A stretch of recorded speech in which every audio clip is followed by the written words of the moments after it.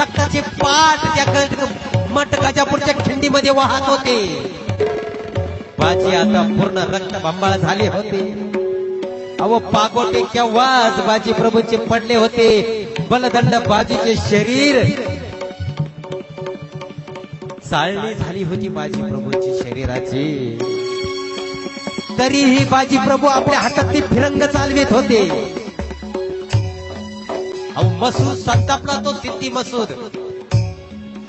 आणि मसूद आपल्या सैन्यांना पुढे लोटायचा. ते सैन्य कापल्या जायचे.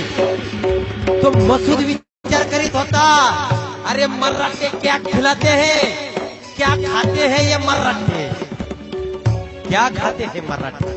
अरे कसा लढतोय तो बाजी प्रभू. अवाक झाला तो बाजी प्रभूचं शौर्य पाहून.